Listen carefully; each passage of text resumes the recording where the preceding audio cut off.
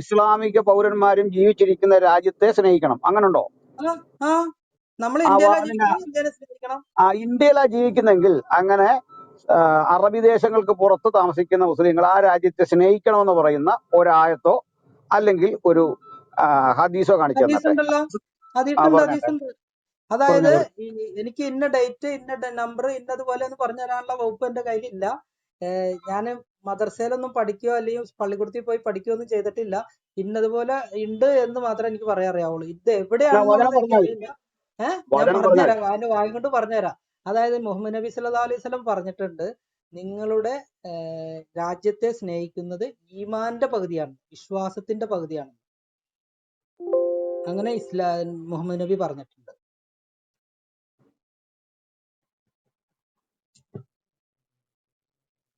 കൊടിത്തോട്ടം സാറിന് മനസ്സിലായോ?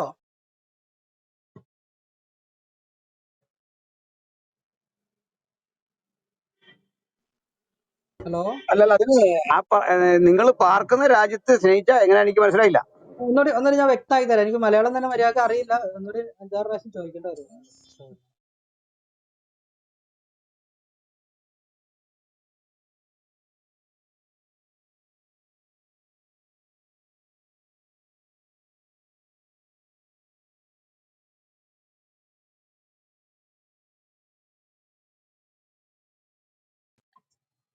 മനസ്സിലായോ? ഹലോ, പറഞ്ഞത് മനസ്സിലായി, അത് മനസ്സിലായി. പക്ഷെ അതിന്റെ എന്താ തെളിവെന്നാ ഞങ്ങൾ ചോദിച്ചേ. ഒന്നുകൂടി റിപ്പീറ്റ് ചെയ്യണോ? വേണ്ട. അതായത് താങ്കൾ പറഞ്ഞ ഇങ്ങനെയാണ്, ജീവിച്ചിരിക്കുന്ന രാജ്യത്തെ സ്നേഹിക്കണം എന്ന് പറഞ്ഞിട്ടുണ്ട്. അങ്ങനെയാണോ പറഞ്ഞേ? നബി ഒന്നുകൂടി പഠിപ്പിച്ചിട്ടുണ്ടോ? ഞാൻ റിപ്പീറ്റ് ചെയ്യാം. എനിക്ക് അറിയാവുന്ന മലയാളത്തിന്റെ ഉള്ളിൽ ഇരുന്നുകൊണ്ട് ഞാൻ പറയാം. അങ്ങയുടെ ഭാഷ ഏതാ? അങ്ങയുടെ ലാംഗ്വേജ് ഏതാ? അറിയാവുന്ന മലയാളം എന്ന് പറഞ്ഞാ ഇംഗ്ലീഷാ? എനിക്ക് 500 ഭാഷ അറിയാം. അതിനകത്ത് ഒന്നിലും ഫ്ലുവന്റ് അല്ല. അല്ല, അങ്ങയുടെ മാതൃഭാഷ ഏതാ? മലയാളം തന്നെയാ, പക്ഷെ പള്ളിക്കൂടത്തിൽ പോയിട്ടില്ല. പറഞ്ഞോളൂ. അതായത് നമ്മളിപ്പോ ഇന്ത്യയിലാണ് ജീവിക്കുന്നത്. ഇന്ത്യൻ പൗരത്വം സ്വീകരിച്ച് ഇന്ത്യയിൽ ജീവിക്കുന്ന ഒരു വ്യക്തി ഇന്ത്യയെ രാജ്യമായി സ്നേഹിക്കുന്നത് ഈമാൻ എന്ന് പറഞ്ഞു കഴിഞ്ഞാൽ വിശ്വാസത്തിന്റെ പകുതിയാണെന്ന് എന്നാണ് മുഹമ്മദ് നബി പറഞ്ഞത്. നിങ്ങൾ ഉണ്ടാക്കിയ ഹദീസാ സുഹൃത്തെ. ഇന്ത്യയെ ആക്രമിക്കുന്നവർക്ക് സ്വർഗം കിട്ടുമെന്നാണ്. ഹിന്ദിനെ കീഴടക്കുന്നവർക്കാണ് സ്വർഗം. അപ്പൊ എങ്ങനെ നിങ്ങൾക്ക് കീഴടക്കുക എന്ന് പറഞ്ഞാൽ എങ്ങനെയാ? സ്നേഹം കൊണ്ടാണോ? അത് ആ ഹദീസും ഈ ഹദീസും കൂട്ടി യോജിപ്പിക്കില്ലേ? അത് വേറൊരു കാര്യത്തിന് വേണ്ടി പറഞ്ഞേക്കണ കേസാണ്. ഏത് കാര്യത്തിനാ? വേറെ ഏത് കാര്യത്തിനാ? സ്വർഗം കിട്ടുന്ന കാര്യം നിങ്ങൾ പറഞ്ഞ് മനസ്സിലാക്കണമെങ്കിൽ അതായത് ഇസ്ലാമിൽ സ്വർഗം നബിക്ക് പോലും ഉറപ്പില്ല. പക്ഷെ ഹിന്ദിനെ ആക്രമിച്ചാൽ സ്വർഗം കിട്ടും. നബിക്ക് പോലും സ്വർഗം ഉറപ്പില്ല, വീരൂന് സ്വർഗം ഉറപ്പില്ല. പക്ഷെ ഒറ്റ വഴിയെ ആക്രമിച്ചാൽ കിട്ടും. സ്വർഗം കൊടുക്കും. കൊടിത്തോട്ടം ബ്രദർ, സ്വർഗം കൊടുക്കുന്നത് ആരാണ്? അള്ളാഹു ആണ്. അള്ളാഹുവിന് വേണ്ടി പണിയെടുക്കാൻ കഴിയുന്നവർക്ക് എല്ലാവർക്കും അള്ളാഹ് സ്വർഗം കൊടുക്കും. ആരെ നിരാശനാക്കില്ല. നിങ്ങൾ ആശയുടെ ഊഹം പറഞ്ഞിട്ട് കാര്യമില്ല. നിങ്ങൾ ഹദീസ് എടുത്താണ് പറയേണ്ടത്, ആയത്ത് എടുത്താ പറയേണ്ടത്. ഊഹം പറഞ്ഞിട്ട് കാര്യമൊന്നുമില്ല. ഇന്ന പോയിന്റിലുണ്ട് എന്ന് പറയാൻ അറിയില്ല എന്നാ ഞാൻ പറഞ്ഞത്. ഇന്ന പോയിന്റിലുണ്ടെന്ന് പറയാൻ അറിയാത്തില്ല, ഇന്ന പോയിന്റിൽ ഇല്ല. നിങ്ങൾ പറയുന്ന അത് ആയത്തൊന്നും ഇല്ല. അങ്ങനെ തിരിച്ചാണുള്ളത്. മുഹമ്മദിന് പോലും സ്വർഗം ഉറപ്പില്ല. അത് ആദ്യം മനസ്സിലാക്ക്. മുഹമ്മദിന് പോലും സ്വർഗം ഉറപ്പില്ല. അദ്ദേഹത്തോട് ഒരിക്കൽ വന്ന് ചോദിക്കുന്നുണ്ട്. സ്വർഗം ഉറപ്പാണ്. മുഹമ്മദ് നബിയാണ് ഹൗദുൽ കൗസർ വാരി കൊടുക്കാൻ വേണ്ടി ഏൽപ്പിച്ചേക്കണ മുഹമ്മദ് നബീനെയാണ്. പിന്നെ സ്വർഗം ഉറപ്പില്ലാത്തവർക്ക് ഹൗദുൽ കൗസറിന്റെ സൂപ്പർവൈസറി കിട്ടണ എങ്ങനെയാ? അല്ല, ഇതേ കക്ഷിയല്ലേ പറഞ്ഞ സ്വർഗത്തെ പറ്റി അങ്ങനെ തനിക്ക് ഉറപ്പില്ല എന്ന് പറഞ്ഞ എത്ര തെളിവ് വേണം? ഇനിയും സൂപ്പർവൈസർ പണി എവിടെ ഏൽപ്പിച്ചേക്കണത്? ഹൗദുൽ കൗസറിലെ ഇന്ന അത്തൈനാക്കൽ കൗസർ ഫസല്ലി ലിറബ്ബിക വൻഹർ എന്ന് ഓക്കെ. ഇതെന്ന് പറ. അപ്പൊ താങ്കൾക്ക് ഇത് അറിയാമല്ലോ. അറിയില്ല ചുമ്മാ പറയുന്നത്. ആവശ്യം വന്നപ്പോ ഹദീസ് കയറി വന്നല്ലോ. ഖുർആൻ നല്ല ശുദ്ധമായിട്ട് ഉദ്ധരിക്കാൻ പറ്റിയല്ലോ. അപ്പൊ ഇതിന് ഒരു തെളിവിട്ടാ മതി. ഈ പറഞ്ഞേനെ ഏതിനാ തെളിവ് വേണ്ട ബ്രദർ? തങ്ങൾ ജീവിച്ചിരിക്കുന്ന രാജ്യത്തിൽ, ജനാധിപത്യ വ്യവസ്ഥയൊക്കെയുള്ള രാജ്യത്തിൽ ആ രാജ്യത്തെ സ്നേഹിക്കണമെന്നും ബഹുമാനിക്കണം. എവിടെയാ ഉള്ളേ? സ്നേഹിക്കണമെന്നും ബഹുമാനിക്കണമെന്നല്ല. ഇന്ത്യ എന്ന രാജ്യത്തിൽ ഞാൻ ജീവിച്ചിരിക്കുന്ന കാലത്ത് ഞാൻ ഇന്ത്യക്ക് വേണ്ടി പണിയെടുക്കുകയും ഇന്ത്യക്ക് വേണ്ടി ടാക്സ് അടയ്ക്കുകയും ഇന്ത്യയെ സ്നേഹിക്കുകയും ഇന്ത്യയെ ബഹുമാനിക്കുകയും അന്യ രാജ്യങ്ങൾ ഇന്ത്യയെ ആക്രമിക്കാൻ വന്നാൽ ആ രാജ്യത്തിന് വേണ്ടി സ്വന്തം ജീവൻ ബലി അർപ്പിക്കണമെന്ന് ഈമാന്റെ പകുതിയാണെന്നാ ഇസ്ലാം പഠിപ്പിച്ചിരിക്കണേ, ഖുർആൻ അങ്ങനെയാണ് ചോദ്യം. ഈ നബിയുടെ കാലത്ത് അതിന് ശേഷം വന്നിട്ട് ഇന്ത്യയെ ആക്രമിക്കുന്നുണ്ട് അവരാക്രമിക്കുമ്പോ ഇന്ത്യയിലെ മുസ്ലിങ്ങൾ എന്റെ തിരിച്ച് പൊന്നു നവീന ബ്രദറെ, സേനയെ ഇന്ത്യ ആക്രമിക്കാൻ പറ്റും. ആകെ മുഹമ്മദ് നബി സല്ലല്ലാഹു അലൈഹി വസല്ലമ ആക്രമിച്ച മൂന്ന് യുദ്ധങ്ങളാണ് പങ്കെടുത്തിട്ടുള്ളൂ. സാർ അവര് അതല്ല ഇന്ത്യയിൽ ചോദ്യം വന്നിട്ടില്ല. അവര് ഹുദലി സാറേ. ഹു- ഹു- അതിനുശേഷം മറ്റേ അഫ്ഗാൻ കടന്നു വന്ന മുസ്ലിം സേന ഇല്ലേ, ഇന്ത്യയിലേക്ക് വന്നിട്ടില്ലേ? കുത്ബുദ്ദീൻ അപ്പോഴൊക്കെ ഐബക്കും ഒക്കെ മുഹമ്മദ് ഇല്ലേ? നബി മരിച്ചു. AD മുഹമ്മദ് മരിക്കട്ടെ. 632 മരിച്ചു. പിന്നെ എങ്ങനെയാ അവർ ഇന്ത്യയിൽ ആക്രമിക്കാൻ പറയണത്? എന്താ നിങ്ങൾ ഈ പറയുന്നത്? നിങ്ങൾ പറയുന്നതല്ല കേൾക്കുന്നത്. ഇന്ത്യനെ പറ്റി മുഹമ്മദ് ഇന്ത്യയിൽ വന്നു. എനിക്കറിയാവുന്ന മുഹമ്മദ് നബി സല്ലല്ലാഹു അലൈഹി വസല്ലമ പറഞ്ഞ ഒരു ഹദീസ് എനിക്കറിയാവുന്നത്, നിങ്ങൾ അതായത് ചൈനയിൽ മുഹമ്മദ് ഇന്ത്യയെ പോയിട്ടാണെങ്കിലും ആക്രമിക്കാൻ പറഞ്ഞിട്ടുണ്ടോ ഇന്ത്യ ഏതെങ്കിലും പോയിട്ടാണെങ്കിലും ഘട്ടത്തിൽ? അറിവ് നേടണമെന്നാണ് പറഞ്ഞത്. സാർ, മുഹമ്മദ് ഇന്ത്യയെ ആക്രമിക്കാൻ പറഞ്ഞിട്ടുണ്ടോ? എവിടെയെങ്കിലും ഹദീസിൽ പറഞ്ഞിട്ടുണ്ടോ? അത് വേറെ പല കാര്യങ്ങൾക്കും വേണ്ടിയിട്ടാണ്. അത് ഈ ഈ വേറെ വിശ്വാസത്തിന്റെ ഏതുമായിക്കോട്ടെ, കാര്യമല്ല എന്തിനാ അത് വല്ലത്. ഇന്ത്യയെ ഏഹ് ഹിന്ദിനെ കീഴടക്കുന്നവർക്ക് സ്വർഗമെന്ന് മുഹമ്മദ് പഠിപ്പിച്ചിട്ടുണ്ടോ? അത് അത് ഈ സംഭവം ഇതല്ല, അത് വേറെ കഥയാണ്. വേറൊരു പഠിപ്പിച്ചിട്ടുണ്ടോ എന്നാണ് അത് ചോദിച്ചത്. സംഭവം ഈമാന്റെ ഏതും കാര്യം ആകട്ടെ വല്ലതല്ല അത്. സാർ, സംഭവം ഏതും ആകട്ടെ, ഞാൻ ചോദിച്ച ആ ഉണ്ടോ എന്ന് എന്റെ ചോദ്യം. അത് നമ്മുടെ മഹദി ഇമാമും ഒക്കെ ആയിട്ട് ബന്ധപ്പെട്ട് വന്ന് വരാനിരിക്കുന്ന ഒരു കാര്യത്തെ കുറിച്ചാണ് മുഹമ്മദ് നബി സല്ലല്ലാഹു അലൈഹി വസല്ലം ഇമാമോ പറഞ്ഞത്. ഡൽഹി ഇമാമോ ഏതെങ്കിലും എനിക്ക് അതിന്റെ ഫുൾ ഇമാമായിക്കോട്ടെ, വിവരം എനിക്ക് സംഭവം ഇല്ല. അതല്ല. ഞാൻ അതുകൊണ്ടാണ് ആ ഭാഗം പറയാത്തത്. ഏഹ് സാർ, എന്റെ ചോദ്യം മഹദി ആ ഇമാമോ ഡൽഹി ഇമാമോ അല്ല എന്റെ ചോദ്യം. എന്റെ ചോദ്യം ഇത്രേ ഉള്ളൂ. മുഹമ്മദ് പറഞ്ഞിട്ടുണ്ടോ ഹിന്ദിനെ ആക്രമിക്കുന്നവർക്ക് സ്വർഗം ലഭ്യമാക്കും എന്ന് പറഞ്ഞിട്ടുണ്ടോ? ആ ആ ഹദീസിനെ നിങ്ങൾ മുറിച്ചെടുത്തുകൊണ്ട് വന്നേക്കണയാണ്. അത് അങ്ങനെയല്ല. ആ താങ്കൾക്ക് മുറിക്കാതെ 1000 പറയാം. പേജിന്റെ ഇടയിൽ നിന്ന് ഒരു കഷ്ണം മാത്രം മുറി വന്നേക്കണയാണ് അത്. അല്ല, മുറിക്കാതെ താങ്കൾ അങ്ങ് പറഞ്ഞോ, കേക്കട്ടെ. അല്ല, എനിക്ക് ആ ഭാഗത്തെ പറ്റി ഞാൻ പഠനം നടത്തിയിട്ടില്ല. മുറിച്ചു ആ എന്നുള്ള മാത്രമേ പഠിച്ചിട്ടുള്ളൂ. ഞാൻ അല്ല, മുറിച്ചു എന്നുള്ള പഠിച്ചിട്ടുണ്ട്. നിങ്ങൾ ഈ നടത്തുന്ന ആരോപണമല്ല. അങ്ങനെ മുഹമ്മദ് നബി സല്ലല്ലാഹു അലൈഹി വസല്ലമ ഒരു രാജ്യത്തെ ടാർഗറ്റ് ചെയ്ത് ആക്രമിക്കാൻ പറഞ്ഞിട്ടില്ല. ഇതെന്തോ ഒരു മുഹമ്മദ് വിവരദോഷം നബിക്ക് ഈ പറയുന്നത്. ഏറ്റവും മുഹമ്മദ് കൂടുതൽ ആക്രമണമേ ഇഷ്ടമുള്ള ഒരു പഠിപ്പിച്ചിട്ടുള്ളൂ. രാജ്യമാണ് ഹിന്ദ്. ആക്രമണമല്ല ഒന്നും ഹിന്ദാന്നല്ല പറയുന്നത്, മുഹമ്മദ് ഹിന്ദ് പഠിപ്പിച്ചിട്ടില്ല. എന്നാണ് അന്ന് പറഞ്ഞിരുന്നത്. നിങ്ങൾ ഏതേ വിദ്യാസമ്പന്നരായ ആളുകൾക്ക് വിദ്യാസമ്പന്നരെ അടിക്കാൻ വേണ്ടി പഠിക്കാൻ വേണ്ടി ചൈനയിലോ ഹിന്ദിലോ ഒക്കെ പോയിട്ടാണെങ്കിലും നിങ്ങൾ വിദ്യ പഠിക്കണമെന്നാ പറഞ്ഞത്. അത് അവിടുത്തെ വേറെ കാര്യം.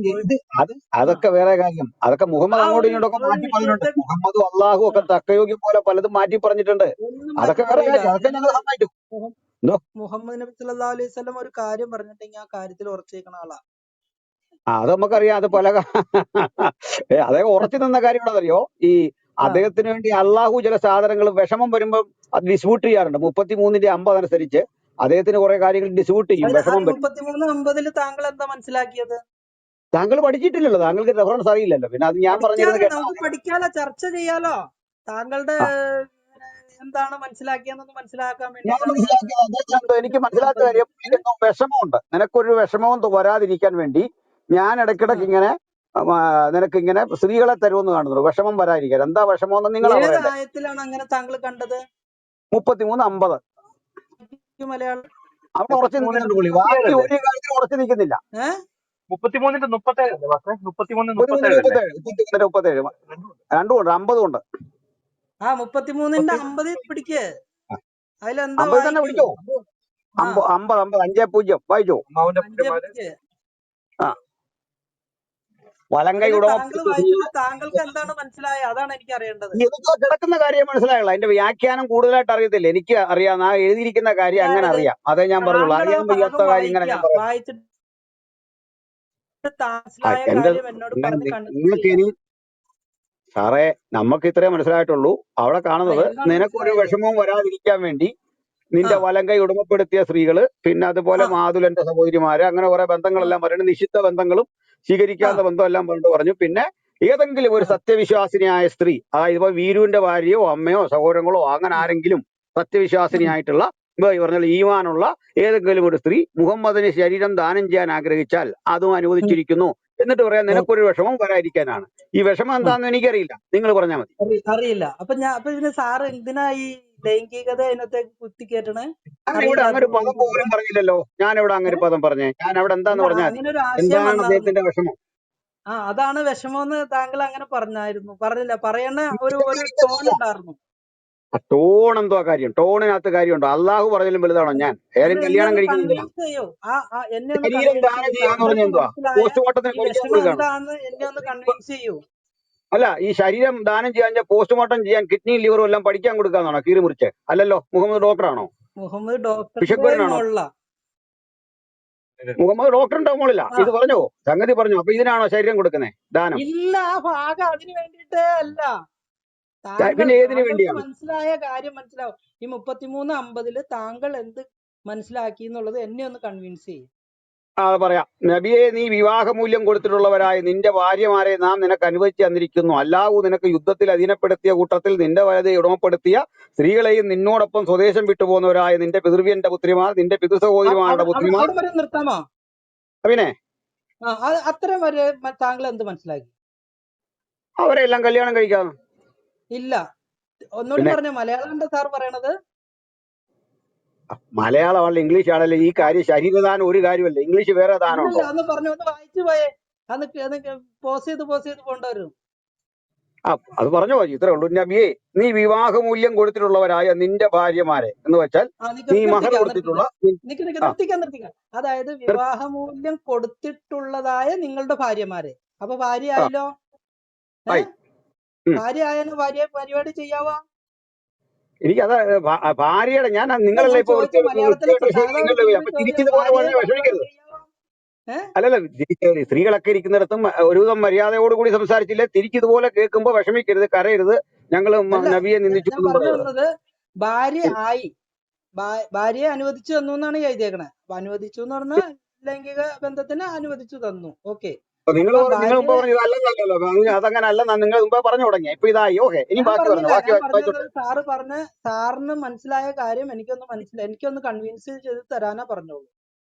എനിക്ക് മനസ്സിലായി. വിവാഹമൂല്യം കൊടുത്താൽ വിവാഹമൊന്നും ഇല്ല അവിടെ ശരിക്കും ഈ വിവാഹം എന്ന് പറഞ്ഞാൽ നിക്കായാണുള്ളത്. നിക്കാ കഴിച്ച ഒരാളിനെ ഈ മഹർ കൊടുത്തിട്ടുണ്ടേ നിനക്ക് അവരെ ഭാര്യയാക്കാം. പിന്നെ അത് അടിമ സ്ത്രീയെ സ്വന്തമാക്കാം. അല്ലയോ പ്രവാചക, നീ വിവാഹമൂല്യം നൽകിയ ഭാര്യമാരെ നാം നിനക്ക് അനുവദിച്ചു തന്നിട്ടുള്ളതാകുന്നു. അവിടെ തീർന്നില്ലേ?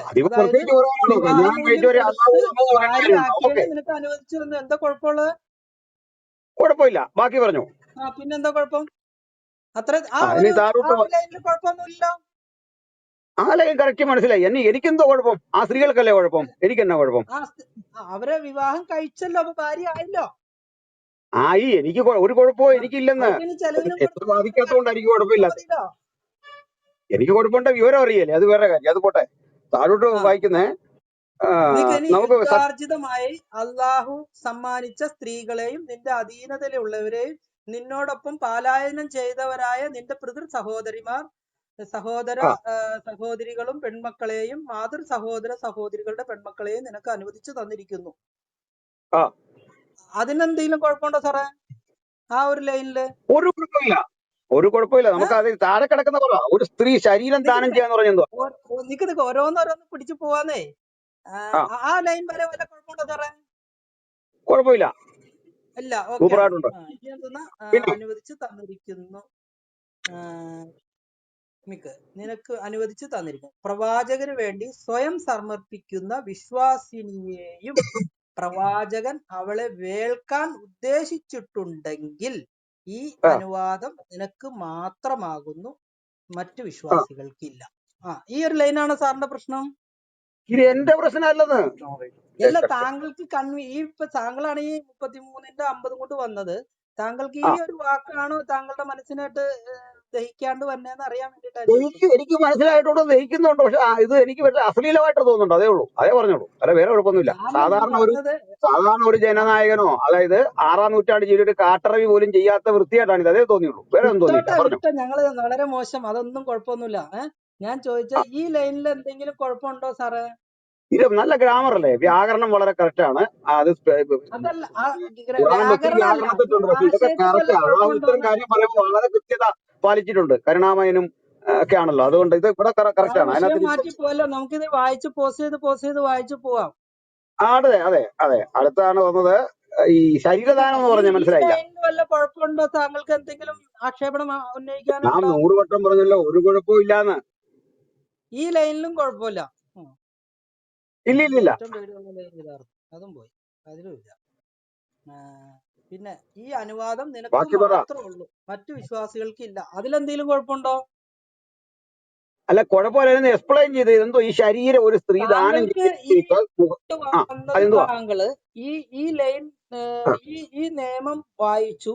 ഈ നിയമം അള്ളാഹുവിന്റെ റസൂലിന് മാത്രമുള്ളൂ എന്ന് ഖുർആൻ പറഞ്ഞേക്കണു. അതിൽ ആ. താങ്കൾക്ക് ദഹിക്കായിക വല്ലതും ഉണ്ടോ എന്നാണ് എന്റെ ചോദ്യം. ഉണ്ട്. അതിലുള്ള പ്രശ്നം ഇതാ ചോദിച്ചത് ഈ ശരീരം ഒരു സ്ത്രീ ദാനം ചെയ്യാൻ ആഗ്രഹിച്ചു എന്ന് പറഞ്ഞതിന്റെ അർത്ഥം എന്താണെന്ന് എന്റെ ചോദ്യം. അപ്പൊ ഞാൻ ആ ലൈൻ വായിച്ചപ്പോ താങ്കൾ പറഞ്ഞ ഒരു കുഴപ്പമില്ല, അത് എനിക്ക് ദഹിക്കാവുന്ന കേസുള്ളൂ എന്ന് പറഞ്ഞു. എന്നാൽ നമുക്ക് ഒന്നുകൂടി റിട്ടേൺ വരാം. ദഹിക്കുക എന്ന് പറഞ്ഞ കാര്യം മനസ്സിലായതാണ് അതിന്റെ അർത്ഥം, അല്ല വേറെ അത് ഒന്നുമല്ല. മലയാളത്തിൽ അല്ല നിങ്ങൾ പറയുന്ന കാര്യം ചെറിയ ശരിയാണെന്ന് ചെറിയ അംഗീകരിക്കുന്നതല്ല. പ്രശ്നങ്ങളുണ്ട്. അത് താങ്കൾ സഹിച്ചേ പറ്റുള്ളൂ. എന്റെ വിദ്യാഭ്യാസം അത്രേ ഉള്ളൂ. എന്റെ മലയാളം അങ്ങനെ പഠിച്ചിട്ടുള്ളൂ. അതങ്ങനെ. അപ്പൊ നല്ല നമുക്ക് ഒന്നുകൂടി മലയാളമല്ലേ? റിവേഴ്സ് വരാം. റിവേഴ്സ് ആ ലൈനിലേക്ക് അല്ലല്ല തന്നെ ഇത് വരാം. റിവേഴ്സിലേക്ക് പോകുന്ന ഇതൊന്ന് വ്യക്തമാക്കട്ടെ. ഈ ഒരു സ്ത്രീ സത്യവിശ്വാസിനിയായ ഒരു സ്ത്രീ അവര് തന്റെ ശരീരം മുഹമ്മദിന് ദാനം ചെയ്യാൻ ആഗ്രഹിച്ചാൽ അത് ആ അനുവദിച്ചിരിക്കുന്നു എന്ന് മുഹമ്മദ് ഇവിടെ എഴുതി വെച്ചിരിക്കുന്നു, അല്ലെ അള്ളാഹു ആയത്ത് അതിനകത്തൊരു ലൈനും കൊടുത്തിരിക്കുന്നു. കൂടി അപ്പൊ ഉണ്ട്. അത് എന്തായി? പോസ്റ്റ് ചെയ്യരുത്, അത് വിഴുങ്ങരുത്. ഒരു പോയിന്റ് കൂടി അവിടെ ഉണ്ട്. അത് വിഴുങ്ങി ആ, സാറ്. ആ അതിന്റെ ഇതിന് മലയാളം ഇങ്ങനെയാണ്. താല്പര്യമാണെങ്കിൽ മുഹമ്മദിന് അതിന്റെ താല്പര്യമാണെങ്കിൽ മലയാളം ഞാൻ കന്നഡ വായിക്കണേ. അത് പ്രശ്നമല്ലാന്ന് പറഞ്ഞതുകൊണ്ട് കന്നഡ വായിപ്പിച്ചു. പോട്ടെ. ആ അതിന്റെ പ്രശ്നം എന്താന്ന് വെച്ച് കഴിഞ്ഞാല്, അതായത് അവിടെ ഒരു വിശ്വാസിനി സ്വയം സമർപ്പിക്കുന്ന വിശ്വാസിനിയെയും ഉദ്ദേശിച്ചിട്ടുണ്ടെങ്കിൽ ഈ ആ അനുവാദം നിനക്ക് മാത്രമാണ്. അതായത് ഒരു പെണ്ണ് നിന്നെ ആ എടുത്ത് വന്ന് കല്യാണം കഴിക്കാൻ തയ്യാറാണെന്ന് മുഹമ്മദ് നബിനോട് പറഞ്ഞു എന്ന് വയ്ക്കാം. അത് മുഹമ്മദ് നബിക്ക് ഇഷ്ടമാണെങ്കിൽ കല്യാണമല്ല, കല്യാണം കെട്ടിക്കൊള്ളാനാണ് അതൊക്കെ അത് പറഞ്ഞത്. കഴിയൊക്കെ. കല്യാണം ആ ഒന്നുമല്ല ഇത്, കല്യാണമല്ല അത് ഇവിടെ ശരീരം ദാനം ചെയ്യൽ. ഈ ശാരീരിക ആ ബന്ധത്തിൽ ഏർപ്പെടാൻ ആ, ഉദ്ദേശിക്കാൻ അങ്ങനെ വരട്ടെ, മുഹമ്മദിന് അവിടെ വരട്ടെ, താല്പര്യം അവിടെ ഉണ്ടെങ്കിൽ വരട്ടെ. എന്നൊരു വാക്കും കൂടി അവിടെ ഉണ്ട്. എങ്ങനെ? മുഹമ്മദിനും കൂടി താല്പര്യം ഉണ്ടെങ്കിൽ അതേന്നെ, അത് ചെയ്തോളാം എന്ന് തർക്കമില്ല. പറഞ്ഞത്. മുഹമ്മദിന് ഇപ്പൊ താല്പര്യം ഇല്ല, ഒരു സ്ത്രീ വന്നിട്ട് പറയുകയും ചെയ്തു താല്പര്യം ഇല്ല, അത് വിട്ടേക്ക്. അത് മുഹമ്മദ് എന്നല്ല, ഏതൊരാളും അങ്ങനെ. മുഹമ്മദിന്റെ കാര്യത്തിൽ മാത്രമല്ല, ഒരു സ്ത്രീ വന്നിങ്ങനെ നമ്മൾ പറയുന്നു താല്പര്യം ഇല്ലെന്ന് പറഞ്ഞാൽ പിന്നെ അവിടെ ഖുറാനാണല്ലോ തീർന്നു, ചർച്ച ഞാൻ കുറ്റം ചെയ്യുന്നത്. പറഞ്ഞാൽ. അതായത് നമുക്ക് ഇപ്പൊ ആ, ഖുറാന്റെ ഈ ഒരു ഭാഗം മാത്രമാണ് നമ്മൾ നോക്കണത്. അപ്പം അള്ളാഹുവിന്റെ ഒരു മതി. റൂള് വരാണ് മുഹമ്മദ് നബിക്ക്. മുഹമ്മദ് നബിയോട് പറയാണ്, ആ ഏതെങ്കിലും പെണ്ണുങ്ങൾ നിന്റെ ശരീരം നിനക്ക് ദാനം ചെയ്യാൻ വേണ്ടി വന്നാൽ ആ ആ നിനക്ക് ഇഷ്ടമുണ്ടെങ്കിൽ, നീ വേൾക്കാൻ തയ്യാറാണെങ്കിൽ. ആ വേൾക്ക എന്ന് പറഞ്ഞു കഴിഞ്ഞാൽ ഇവിടെ ഇതിനകത്ത് അർത്ഥം വെച്ചേക്കണത് വേൽക്കാണെന്നില്ല, ചുമ്മാ ഇരിപ്പല്ല. കല്യാണം കഴിച്ച് അത് വഴി വെക്ക്. കല്യാണം കഴിച്ച് വേൽക്കാന്നുള്ള ഈ കൂടെ പദം കൂട്ടി അവരുടെ കല്യാണം ഒന്നല്ല സുഹൃത്തെ, കല്യാണം അല്ല. അവിടെ കല്യാണം ഇല്ല, അവിടെ നിക്കാഹ് പോലും ഇല്ല. ആഹാ, ചുമ്മാ നിങ്ങളുടെ കണ്ണ് തുറയാനിട്ടാ അവിടെ വരുമ്പോ കണ്ണടഞ്ഞു പോയിട്ടാ പറ്റണേ. ഒരു കണ്ണും അടക്കട്ടെ. അവിടെ കല്യാണത്തിന്റെ പദം ഏതാ? കല്യാണത്തിന്റെ അറബി പദം ഏതാ? ഞാൻ ഇപ്പൊ എടുക്കാം, പറഞ്ഞോ. നിക്ക് ഈ അനുവാദം നിനക്ക് നീ വേൾക്കാൻ ഉദ്ദേശിച്ചിട്ടുണ്ടെങ്കിൽ അതിന്റെ മലയാളം ഒന്ന് പറഞ്ഞേ. അതിന്റെ മലയാളം അർത്ഥം ഒന്ന് പറഞ്ഞു തന്നെ. സത്യവിശ്വാസിനിയായ ഒരു സ്ത്രീ സ്വദേഹം ഞവയ്ക്ക് ദാനം ചെയ്യുന്ന പക്ഷം നബി അവളെ വിവാഹം കഴിക്കാൻ ഉദ്ദേശിക്കുന്നെങ്കിൽ അതും ഇത് സത്യവിശ്വാസികളെ കൂടാതെ നിനക്ക് മാത്രമുള്ളതാകുന്നു.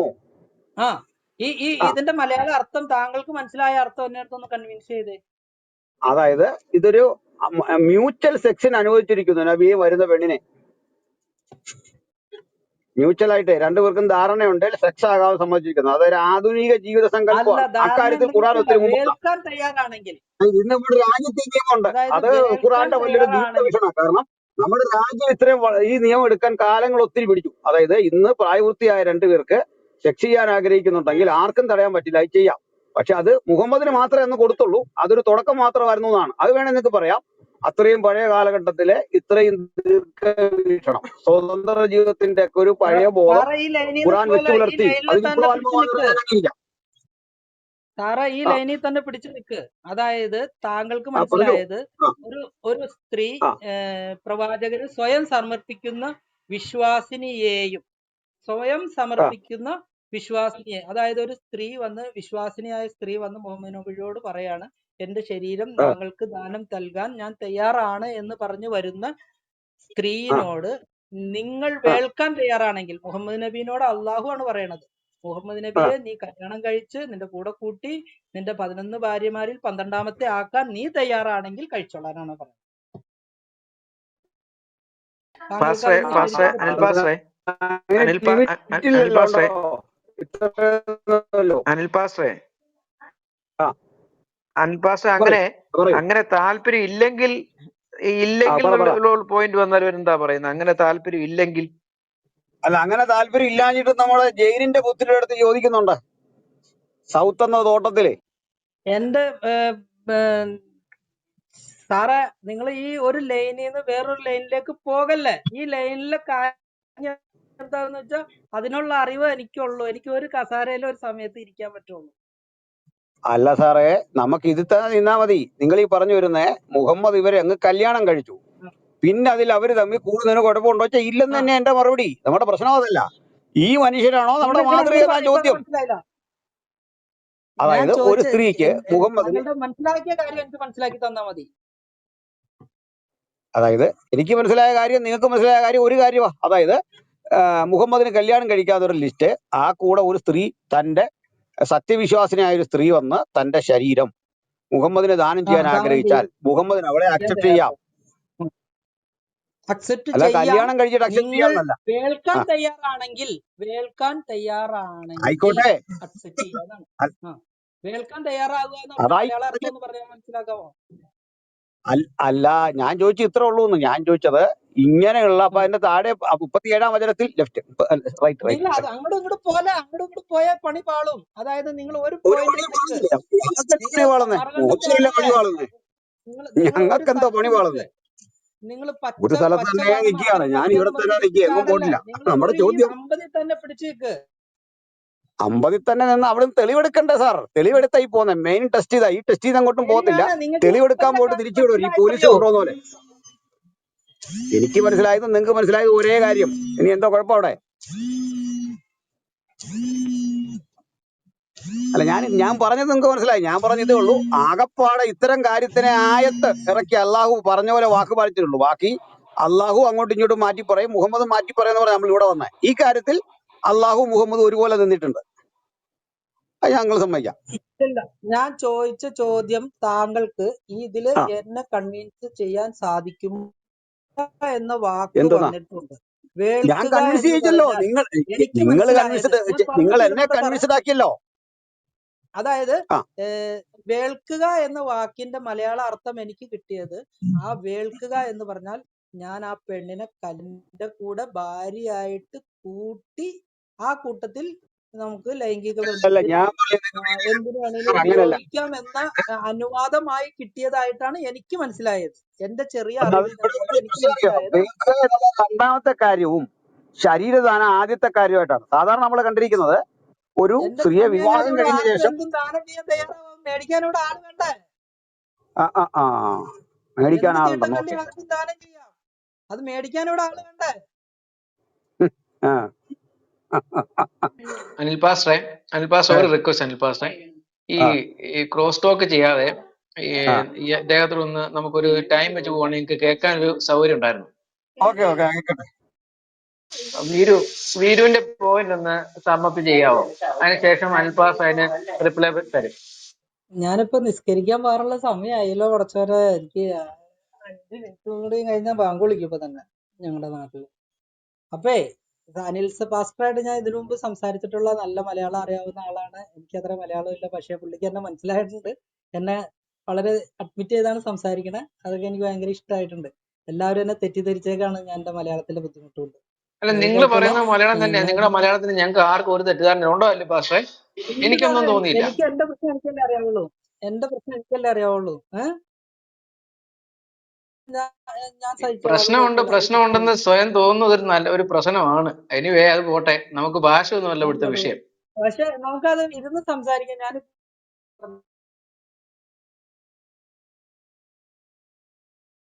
ഇത്രേ ഉള്ളൂ. അനിൽ പാസ്റ്റർ, ഒരു മുഹമ്മദ് നബി കൺക്ലൂഷൻ സല്ലല്ലാഹു ഞങ്ങൾ അലൈഹി കേൾക്കാൻ താല്പര്യമുണ്ട്. വസല്ലമയോട് അള്ളാഹു കൺക്ലൂഷൻ ഇത്രയുണ്ട്. റിപ്പോർട്ട് ചെയ്യാണ്, ഒരു റൂൾ ഇറക്കുകയാണ്. ഈ റൂളിൽ ഇങ്ങനെയാണ്, നിങ്ങൾക്ക് കുറെ കല്യാണം കഴിക്കാവുന്ന ആളുകളുടെ ലിസ്റ്റ് പറയുന്നു. ആ കൂട്ടത്തിൽ ഒരു ലിസ്റ്റ് കൂടി പറയുന്നു, നിങ്ങൾക്ക് ശരീരം ആരെങ്കിലും ദാനം ചെയ്യാൻ തയ്യാറായിട്ട് വന്നു കഴിഞ്ഞാല് അവരെ നിങ്ങൾക്ക് വേൾക്കാം, നീ തയ്യാറാണെങ്കിൽ. അതായത് നീ അവരെ കല്യാണം കഴിച്ച് പെണ്ണുമ്പിള്ളേനെ കൂട്ടാൻ തയ്യാറാണെങ്കിൽ നിങ്ങൾക്ക് അവരെ കല്യാണം കഴിച്ച് ഒരു ഭാര്യയായിട്ട് കൂട്ടിയെടുക്കാം എന്നാണ് ഈ 50 എനിക്ക് മനസ്സിലായിട്ടുള്ളത്. ആ സാറിന് മനസ്സിലായിട്ടുള്ളത് എന്താന്ന് എനിക്ക് അറിയില്ല, അത് തെറ്റിദ്ധാരണയാവാം. ഇതാണ് അതിന്റെ സത്യം.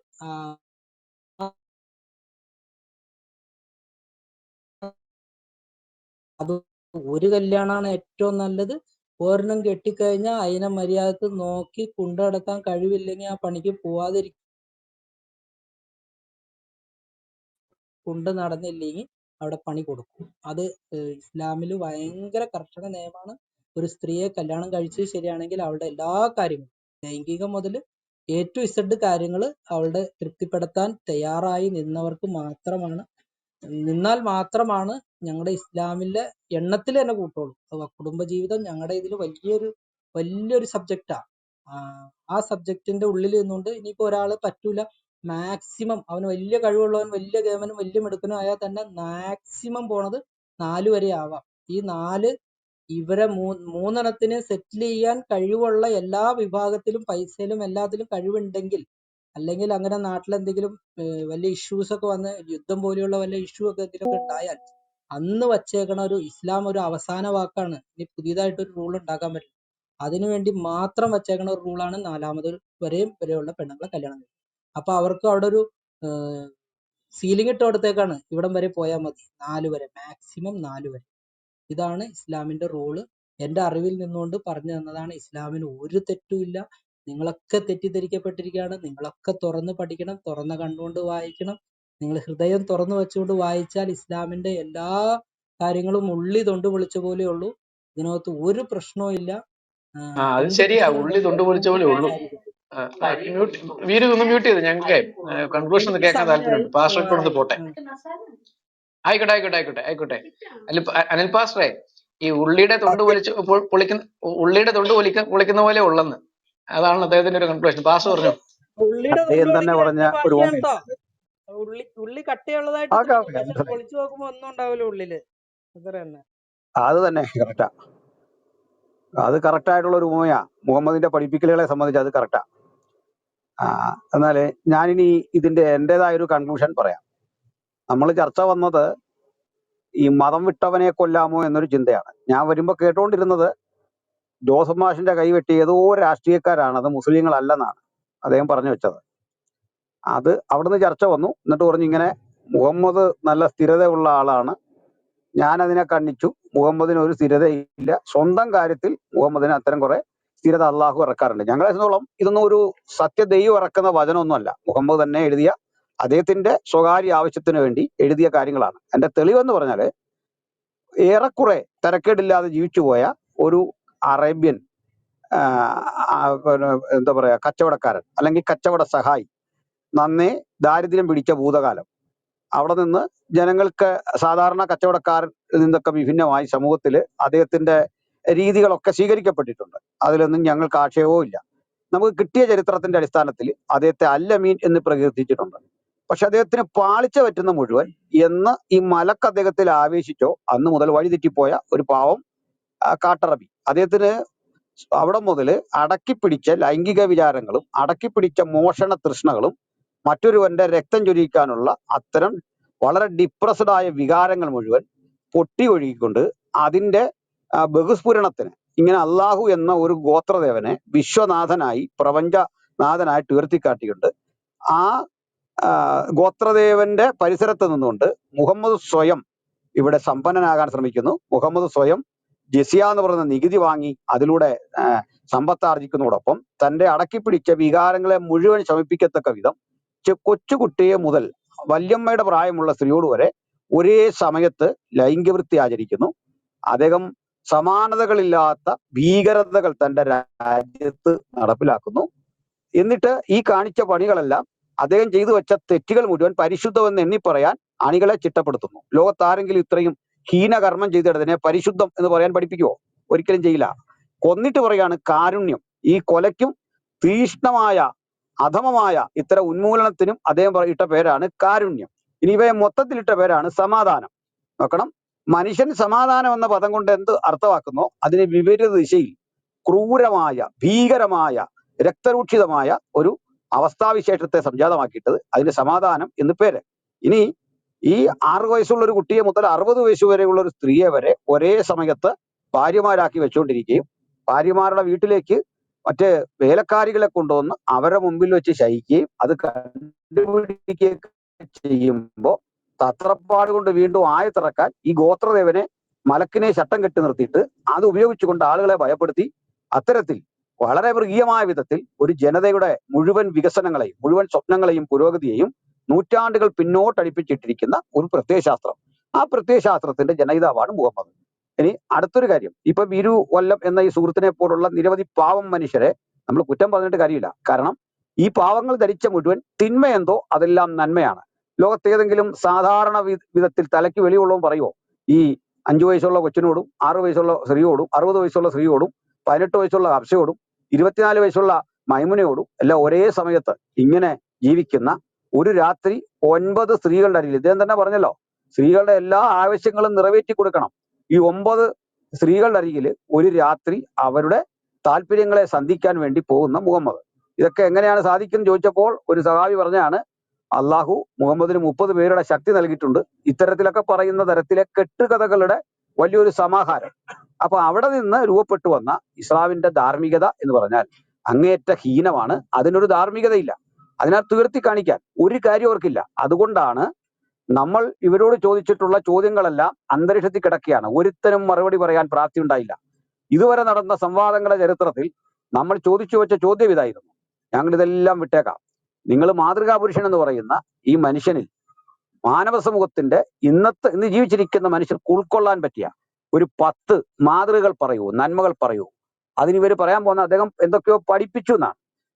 അതിലേ പോയ യഹൂദന്റെ ശവശരീരം പോകുമ്പോൾ ഇദ്ദേഹം എഴുന്നേറ്റ് നിന്നു. അതൊക്കെ തന്നെ നരേഷനാണ്, വ്യാഖ്യാനങ്ങൾ മാത്രമാണ്. അപ്പോ ഇങ്ങനെയുള്ള കഥകൾക്കപ്പുറത്ത് അദ്ദേഹത്തിന്റെ ധാർമ്മിക നിലവാരം ശരാശരിക്കും എത്രയോ താഴെ നികൃഷ്ടമായിരുന്നു. അപ്പം നികൃഷ്ടമായ ഹീനമായ ഇത്തരം പ്രവൃത്തികളെ നമ്മൾ പ്രകീർത്തിച്ച് പറയുന്നില്ല എങ്കിൽ എന്തോ വലിയൊരു കുഴപ്പം പോലെ. സാധാരണ തലയ്ക്ക് വെളിയുള്ള ഒരാൾക്ക് ഇതൊക്കെ പ്രകീർത്തിക്കാൻ പറ്റുമോ? പറ്റില്ല. നോക്കണം, ആർക്കാണ് ഇതിനെ പ്രകീർത്തിക്കാൻ പറ്റുന്നത്? ഇത് മഹത്തരമാണെന്ന് പറയാൻ ആർക്കാ സാധിക്കുന്നത്? എന്നിട്ട് പറയാം അള്ളാഹുവിന്റെ പ്രവാചകനിൽ ഉത്തമമായ മാതൃകയുണ്ട് എന്ന ഇതങ്ങ് പറ സുഹൃത്ത്. എന്താണ് ഈ ഉത്തമ മാതൃക? ഇപ്പൊ പറഞ്ഞില്ലേ, അദ്ദേഹം ഇതെല്ലാം നമുക്ക് തെളിയിച്ചു തരുന്നോ ഇത് പറയുക. സമയം കിട്ടും പോലെ ഇത്തരം ആളുകൾ വന്നു, മാതൃക 1, മാതൃക 2, മാതൃക 3 എന്നിങ്ങനെ ഒന്ന് പഠിപ്പിക്കുക. അദ്ദേഹത്തിന്റെ യുദ്ധരീതികൾ മാതൃകാപരമായിരുന്നോ? ധാർമ്മിക ജീവിതം മാതൃകാപരമായിരുന്നോ? ഇവ ഓരോന്നുമല്ലേ എണ്ണി എണ്ണി പറയണ്ടേ? ഇവിടെ ഇസ്ലാം എന്ന് പറയുന്ന അപകടം പിടിച്ച ഒരു മതബോധം, അതിനെ നമ്മൾ കാണേണ്ട ഒരു രീതിയുണ്ട്. അത് ലോകത്തിന് തന്നെ ഭീഷണിയാണ്, അപകടമാണ്. ബിരുവിനെ പോലെയുള്ള സുഹൃത്തുക്കൾ അറിയാതെ ചെന്ന് പരമ്പരാഗതമായി ഇതിന്റെ അകത്ത് പെട്ടു. അവർക്കിന്ന് ഇതൊക്കെ ന്യായീകരിക്കേണ്ടി വരിക. ഇപ്പൊ ഇദ്ദേഹത്തിന് തന്നെ അറിയാം എന്തിനാണ് മാഷിന്റെ കൈവെട്ടിയെന്ന്, മറ്റാരേക്കാളും നന്നായിട്ട് അറിയാം. അപ്പൊ മാഷിന്റെ കൈവെട്ടിയത് ആ ഹീന പ്രവൃത്തി, വളരെ നിഷ്ഠൂരമായ ആ പ്രവൃത്തി അദ്ദേഹം വെച്ചൊഴിഞ്ഞിട്ട് പറയാം അത് ഇസ്ലാമികമല്ല. ഞാൻ പറയുന്നു അതാണ് ഇസ്ലാമികം. തൗബ എന്ന് പറയുന്ന ചാപ്റ്റർ ഉണ്ട് 9. അതുപോലെ തന്നെ നമ്മൾ അറിയുന്ന അൽ ബക്കറയുണ്ട് 2-ാം അധ്യായം. ഈ അധ്യായങ്ങളിലൊക്കെ കൃത്യമായിട്ട് എങ്ങനെയൊക്കെയാണ് അള്ളാഹുവിനെയും അവന്റെ പ്രവാചകനെയും ധിക്കരിക്കുന്നവർക്കൊക്കെ ഉള്ള ശിക്ഷ പറയുന്നുണ്ട് കൃത്യമായിട്ട് തന്നെ. എവിടെയെങ്കിലും മുഹമ്മദിനെ പുകഴ്ത്തിയാൽ അവർക്ക് വലിയ സന്തോഷമാണ്. നമുക്ക് തന്നെ ഇപ്പൊ അറിയാം, ഇവര് നമ്മുടെ സംവാദത്തിന് വരുമ്പോഴെല്ലാം മുഹമ്മദിനെ പുകഴ്ത്തിയ കുറെ മനുഷ്യരുടെ വാക്കുകൾ എടുത്തിട്ടാണ് സംസാരിക്കുന്നത്. ഇങ്ങനെ സമൂഹത്തിൽ ആദരിക്കപ്പെടുന്ന മനുഷ്യരൊക്കെ മുഹമ്മദിനെ പ്രകീർത്തിച്ചിട്ടുണ്ട്. ഈ പ്രകീർത്തിച്ചവർ ഒന്നിൽ ഇത് വായിച്ചിട്ടില്ല. ഇപ്പൊ TN പ്രതാപൻ അദ്ദേഹം പറയുന്ന ശരീഅത്ത് നിയമങ്ങളാണ് അദ്ദേഹത്തിന് ഇന്ത്യൻ ഭരണഘടനയേക്കാൾ ഇഷ്ടം. ഇദ്ദേഹം രണ്ടും വായിച്ചിരിക്കാൻ ഒരു സാധ്യതയില്ല. കാരണം ഇന്ത്യൻ ഭരണഘടന എത്രയോ ലോകം തന്നെ അംഗീകരിച്ച മൂല്യങ്ങളുടെ ഒരു സമാഹാരമാണ്. നോക്കണം, അവിടെയാണ് ശരീഅത്ത് നിയമങ്ങളാണ് അദ്ദേഹത്തിന് ഏറ്റവും ഇഷ്ടം എന്ന് പറയത്തക്ക വിധത്തിലേക്ക് അധപ്പതിക്കാൻ കാരണം എന്താ? വോട്ട് ബാങ്ക് രാഷ്ട്രീയം. അതിനെക്കുറിച്ച് അവരെ പ്രീണിപ്പിച്ചില്ല എങ്കിൽ പിടിച്ചു നിൽക്കാനാവില്ല. ഇന്ന് ഇങ്ങനെ പ്രകീർത്തിച്ച് പറയുന്ന ഒരാളും ഒരമുസ്ലിമും ഇതിന്റെ പ്രത്യയശാസ്ത്രങ്ങളെ വായിച്ചിട്ടോ പഠിച്ചിട്ടോ അല്ല. ആണെങ്കിൽ അതിനെ എണ്ണി എണ്ണി പറഞ്ഞാണ് ബോധ്യപ്പെടുത്തേണ്ടത്. ഇന്ന പോലൊക്കെ പ്രവാചകൻ ചെയ്തു, ഇന്ന പോലെ ചെയ്തു. ഇപ്പൊ പറയുന്നത് എന്താ? ഉമറിന്റെ പാറ്റ് ഉണ്ടായിരുന്നു, അതുപോലെ മുഹമ്മദിന്റെ കോഡ് ഉണ്ടായിരുന്നു. അപ്പൊ ഇതെല്ലാം ഭയങ്കര മഹത്തരമായിരുന്നു. അത് കമ്പാരിസൺ നടത്തണ്ടേ? അത് കമ്പയർ ചെയ്യണം. എന്താ പിന്നെ അത് ഇവിടെ കൊണ്ടുവരാൻ എന്താ ഇവർ ശ്രമിക്കാത്തത്? ഈ TN പ്രതാപനെ പോലുള്ള ആളുകൾ പറയണ്ടേ ഭരണഘടനയേക്കാൾ നല്ലതാണ് ഉമറിന്റെ പാറ്റോ അല്ലെങ്കിൽ അവിടെ ഉണ്ടാക്കിയ കോഡിഫൈഡ് ലോസ് ഉണ്ട്, അതാണ് ഞങ്ങൾ കൊണ്ടുവരാൻ പോകുന്ന ധൈര്യം ഉണ്ടേ പറ. അത് പറയത്തില്ല. കാരണം അതിനകത്തെങ്ങും ജനാധിപത്യം ഇല്ല. അതിനകത്ത് ഉന്മൂലനം മാത്രമേ ഉള്ളൂ, അതിനകത്ത് വഷളത്വം മാത്രമേ ഉള്ളൂ. ഖുറാനികമായ ആ നിയമങ്ങളെല്ലാം ഗുണം ചെയ്യുന്നത് ഒറ്റ ഒരാൾക്കേ ഉള്ളൂ, അത് മുഹമ്മദിനാണ്. ബാക്കി സകല മനുഷ്യർക്കും അതല്ലേ മുഹമ്മദിന് വേണ്ടി മാത്രം ഒരു നിയമം ഇറക്കിക്കൊണ്ട് അദ്ദേഹത്തിന് എത്രയും കല്യാണം കഴിക്കാം, തോന്നുമ്പോൾ ഉപേക്ഷിക്കാം, എപ്പോൾ വേണമെങ്കിലും തിരിച്ചെടുക്കാം. അദ്ദേഹം ഉപേക്ഷിക്കുന്ന സ്ത്രീയെ ഒരാളും വിവാഹം കഴിക്കരുത്. ഇങ്ങനെ വളരെ വളരെ സ്വാർത്ഥമായ ഇത് തന്നെയാണ് അദ്ദേഹമാണിത് പടച്ചു വെച്ചതെന്നുള്ള ഏറ്റവും വലിയ തെളിവ്. അതായത് അദ്ദേഹം കണ്ട മലക്കിനെ വേറെ ആരും കണ്ടിട്ടില്ല. അദ്ദേഹം സംസാരിച്ച് കേട്ടതോ ഇടപെട്ടതോ ആയ അള്ളാഹുവിനെ മറ്റാർക്കും അറിയില്ല. ഇദ്ദേഹം മാത്രം കേട്ടറിഞ്ഞ അറിവുകൾ അദ്ദേഹം എഴുതി വെച്ചിട്ട് അത് തനിക്ക് സുഖകരമായ വിധത്തിൽ, തനിക്ക് ദോഷം വരാത്ത വിധത്തിൽ എഴുതി വെച്ചിരിക്കുന്ന കുറെ ലോ, അത് കഴിഞ്ഞ 14 നൂറ്റാണ്ടായിട്ട് പാവം കുറെ മനുഷ്യരെ അതിന്റെ പിന്നാലെ നിർത്തി കൊല്ലാനും വെട്ടാനും പടപൊരുതാനും ഒക്കെ ഏൽപ്പിച്ചിരിക്കുന്നു. അവര് ഇതെല്ലാം സത്യസന്ധമാണെന്ന് കരുതി മനുഷ്യരെ, പച്ച മനുഷ്യരെ, ജീവനുള്ള മനുഷ്യരെ നിഷ്കരണം കൊലപ്പെടുത്തുന്നു.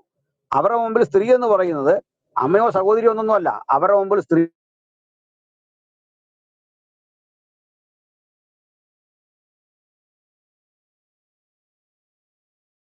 വെറും കൃഷിയിടമാണ്. നീ അങ്ങനെ വേറെ ഒരാൾ ചോദിക്കുകയാണ്, ആ ബലഹീന പാത്രം ഒപ്പം ഉണ്ടല്ലോ എന്ന് പറയുന്നത് കൂട്ടിക്കോ, നമ്മളത് എൻജോയ് ചെയ്യത്തുള്ളൂ. എന്നാൽ ഇപ്പൊ വീരനോട് നമ്മൾ പറയാ, എവിടെ നിങ്ങളുടെ കൃഷിയിടം എന്ന് ചോദിച്ചാൽ അദ്ദേഹം ക്ഷുഭിതനാവും. കാരണം അദ്ദേഹത്തിന് തന്നെ അറിയാം വളരെ മ്ലേച്ഛമായൊരു പദമാണ് ഉപയോഗിക്കുന്നത്, കൃഷിയിടം. അപ്പൊ സ്ത്രീക്ക് കൃഷിയിടം എന്ന പേരിട്ടു. നിങ്ങൾ നിങ്ങളുടെ കൃഷിയിടത്തിലേക്ക് ചെല്ലുക. ബാക്കിയൊക്കെ വളരെ പറയാൻ കൊള്ളൂല ആ വചനങ്ങൾ പോലും. ഇങ്ങനെ സ്ത്രീക്ക് വില കൊടുക്കാത്ത, ബഹുമാനം കൊടുക്കാത്ത, ആദരവ് കൊടുക്കാത്ത, പിഞ്ചോമനയ്ക്ക് ബഹുമാനവും ആദരവും കൊടുക്കാത്ത, ഈ മൃതശരീരങ്ങൾക്ക് പോലും ആദരവ് കൊടുക്കാത്ത ഏറ്റവും മ്ലേച്ഛമായ ജീവിത വഴിയിലൂടെയാണ് മുഹമ്മദിന്റെ സരണി. അപ്പൊ ആ സരണി പിൻപറ്റുന്നവർക്ക് വസ്തുതാപരമായി പറഞ്ഞാൽ മനുഷ്യത്വം ഉണ്ടാവില്ല, മാനവികത ഉണ്ടാവില്ല, ജനാധിപത്യ ബോധം ഉണ്ടാവില്ല, സ്നേഹം ഉണ്ടാവില്ല. ഞാൻ ഒന്നുകൂടെ പറഞ്ഞു നിർത്താം. ഖുറാനിൽ എവിടെയാണ് മനുഷ്യൻ പരസ്പരം സ്നേഹിക്കാൻ പറയുന്ന ഒരു വചനം? എവിടെയാണ്? ആകപ്പാടെ പറയുന്ന 7 ഇടങ്ങളെ ഞാൻ പരിശോധിച്ചിട്ട് അവിടെ എല്ലാം കാണുന്നത് എന്താണെന്നറിയണ്ടേ? അള്ളാഹുവിനെയും റസൂലിനെയും സ്നേഹിക്കുക. വേറെ ആർക്കും അവിടെ സ്നേഹവാഗ്ദാനമൊന്നുമില്ല. അല്ല അങ്ങനെ ചെയ്യാത്ത പക്ഷം തലവെട്ടും, മതം വിട്ടുപോയതിനെ കൊല്ലുക. അപ്പൊ ആശയപരമായിട്ട് എനിക്ക് ഇസ്ലാമിനോട് യോജിപ്പില്ലെങ്കിൽ, ഇസ്ലാം എന്നല്ല ക്രിസ്ത്യാനിറ്റിയോടാണെങ്കിലും ലോകത്തെ ഏത് വിശ്വാസധാരയോടും വിട പറയാൻ കഴിയുന്ന സ്വാതന്ത്ര്യമില്ലാത്തൊരു ലോകം അടിച്ചേൽപ്പിക്കുന്ന ഒന്നാക്കി അള്ളാഹുവിന്റെ താല്പര്യങ്ങളെ മുഴുവൻ, അല്ലെ മുഹമ്മദിന്റെ താല്പര്യങ്ങളെ അടിച്ചേൽപ്പിക്കണം. അപ്പൊ അത് പ്രത്യയശാസ്ത്രത്തിന്റെ ദൗർബല്യമാണ്. ജയ് ശ്രീറാം നിർബന്ധിച്ച് വിളിപ്പിക്കുന്നവരും ഇതും തമ്മിൽ എന്താണ് വ്യത്യാസം? രാമന്റെ പേര് നിർബന്ധിച്ചാൽ വിളിക്കുമ്പോ രാമനാണോ സുഖം, വിളിപ്പിക്കുന്നവനാണോ സുഖം? ഒരു പിടിയും കിട്ടുന്നില്ല. ഏതായാലും ആ വിളിക്കുന്നവൻ അസുഖമാണ്, ആ വിളിക്കുന്നവന് പറ്റുന്നില്ല, അയാൾക്ക് താല്പര്യമില്ല. അയാൾക്ക് താല്പര്യമില്ലാത്ത ഒരു ദേവന്റെ പേര് സംഘികൾ എങ്ങനെ അവിടെ ഉപയോഗിക്കുന്നോ ഇതേപോലെ തന്നെയാണ് തങ്ങൾക്ക് താല്പര്യമില്ലാത്ത അള്ളാഹു, തങ്ങൾക്ക് താല്പര്യമില്ലാത്ത മുഹമ്മദ്, ആ നാമം നിർബന്ധിച്ച് വിളിപ്പിക്കേണ്ടി വരുന്ന ഒരു ഗതികേട്.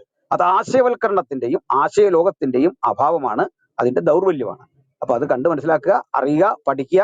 അദ്ദേഹം പറഞ്ഞ പോലെ തന്നെ ഇസ്ലാമിനെ പഠിക്കുക, പഠിച്ചു വന്ന ഒന്ന് മനസ്സിലാകും, ഉള്ളി വിളിച്ചോലേ ഉള്ളൂ. അദ്ദേഹത്തിന്റെ വാക്കാണ്. അത് ഞാൻ കടമെടുത്ത് ഇത്രയും പറഞ്ഞു നിർത്തുന്നു.